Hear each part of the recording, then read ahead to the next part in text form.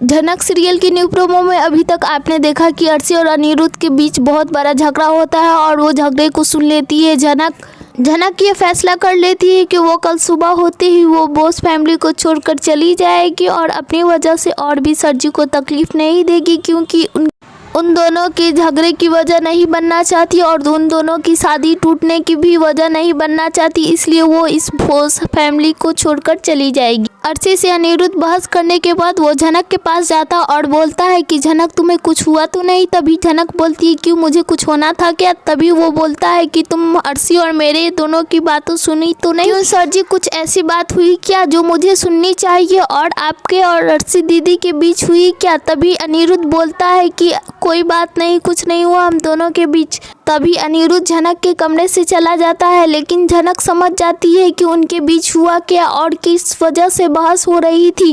वो अपना सामान रात में ही पैक कर लेती है और सुबह जाने की तैयारी करने लगती है।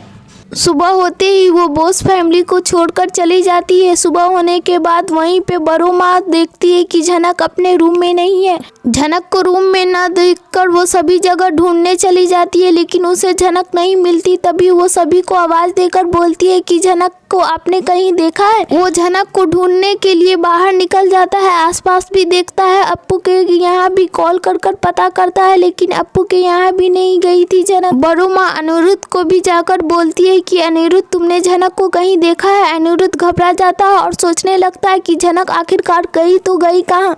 तभी आदित्य कपूर को भी अनिरुद्ध कॉल करता और बोलता है कि झनक आपके यहाँ गई है या तो आपको कॉल की हो। तभी आदित्य बोलता है कि नहीं, मेरे यहाँ तो नहीं आई अभी तक और न ही कोलकाता अभी तक पहुँची है। तभी वो जाकर स्टेशन में खोजता है कि शायद स्टेशन पे गई हो।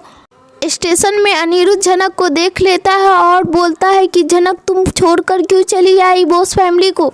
झनक बोलती है मैं आपके साथ नहीं रहना चाहती, आपके घर आपका और अर्शी दीदी का रिश्ता खराब हो रहा है, मेरी वजह से मैं आपके साथ नहीं जाऊंगी। अनिरुद्ध बोलता है कि तुम्हें मेरे साथ जाना ही पड़ेगा, तुम इस अकेली दुनिया में कहाँ जाऊंगी? वही झनक बोलती है कि मैं मुंबई चली जाऊंगी पर आपके यहाँ नहीं रहूंगी।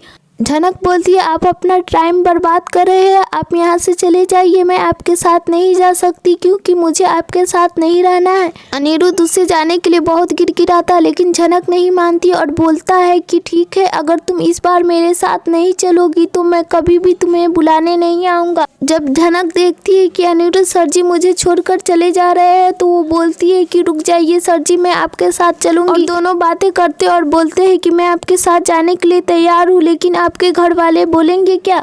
अनिरुद्ध बोलता है कि तुम चलो बस मेरे साथ, कोई क्या बोलता है उसे कोई भी मतलब नहीं, और उसे लेकर आ जाता है बोस हाउस पे। अनिरुद्ध बोलता है कि झनक तुम अंदर जाओ, मैं कुछ देर में आता हूँ। तभी झनक बोलती है कि मैं अंदर जाऊंगी तो बोलूँगी क्या सभी से? तभी झनक को अनिरुद्ध बोल देता है कि कुछ भी बोल देना, पूजा करने गई हूँ, रुक जाओ मुझे एक कॉल करनी है। अनिरुद्ध कॉल पे बातें करने लगता है। तभी झनक अनिरुद्ध को जब बातें करते हुए देखती है तो वो बोलती है कि मैं इस घर के अंदर नहीं जाऊंगी, और वो सोचने लगती है कि मैं अप्पू दी के यहाँ चली जाती हूँ। अनिरुद्ध को लगता है कि झनक अंदर चली गई है। तभी वो अपने ऑफिस जाता है और उसके एक स्टाफ ने बहुत ज़्यादा छुट्टी की होती है। तभी उससे पूछता है कि तुम इतने क्यों एब्सेंट रहती हो, उसका कारण बताओ। वो आदमी बोलता है कि मेरे पिता को कैंसर हुआ है जिसकी वजह से मुझे इतनी छुट्टी लेनी पड़ रही।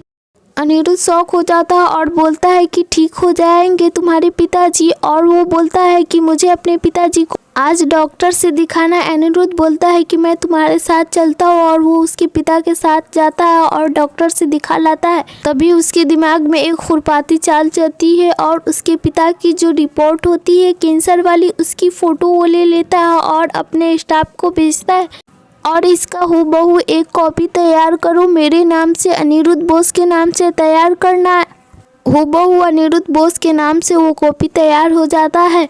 अनिरुद्ध घर आता है तो वो देखता है कि झनक नहीं है। तभी झनक का फिर से पता लगाने लगता है और झनक को इस बार कॉल करता है तो झनक बोलती है कि मैं अप्पू दी के यहाँ हूँ।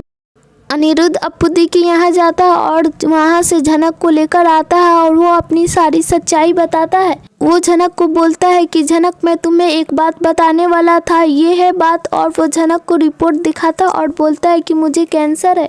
जनक, मेरे पास कुछ ही समय बचे है और वो मैं तुम्हारे साथ बिताना चाहता हूँ, तुम मुझे छोड़कर मत जाओ। जनक ये सब देख जनक रोने लगती है और बोलती है कि सर जी ये आपके साथ क्या हुआ, ऐसा नहीं होना चाहिए था। अनिरुद्ध बोलता है यही सच है, मुझे कैंसर है और ये है इसका रिपोर्ट। प्लीज़ तुम मुझसे शादी कर लो, क्योंकि तुम मुझसे शादी नहीं करोगे तो मैं तुम्हारे बिना जी नहीं सकूंगा और मैं अर्शी को छोड़ देना चाहता हूँ, उसके साथ नहीं रहना चाहता। जनक इसके लिए तैयार हो जाती है और दोनों बोस फैमिली में आते हैं और बोलते हैं कि हम दोनों शादी करने वाले हैं। तभी अर्शी ये बात सुनती है और जनक को धक्का देकर बोलती है आखिरकार तुमने मेरी मुझसे ज़िंदगी छीन ही ली, मैं तुम्हें नहीं छोड़ूंगी। तभी पे अनिरुद्ध बोलता है कि तुम क्या कर रही हो अर्शी, तुम ऐसा नहीं कर सकती, अब हम दोनों की शादी होने वाली है, तुम मुझसे आज़ाद होना चाहती हो, अब तुम आज़ाद हो, मैं तुम्हारे साथ नहीं रह सकता। तभी वहीं पे अर्शी बोलती है कि ऐसा नहीं कर सकते तुम मेरे साथ। तभी जनक भी अर्शी को समझाती है कि अर्शी दीदी हम दोनों एक दूसरे के साथ रहना चाहते हैं, सर जी आपके साथ नहीं रहना चाहते, प्लीज़ आप सर जी को छोड़ दीजिए। लेकिन जनक की वो बातें नहीं मानती और चिल्लाकर बोलती है कि मैं इस घर को ही छोड़कर चली जाऊंगी और अनिरुद्ध बॉस को बदनाम कर दूंगी। आगे के अपडेट्स देखने के लिए हमारे चैनल को सब्सक्राइब करें, वीडियो को भी लाइक करें।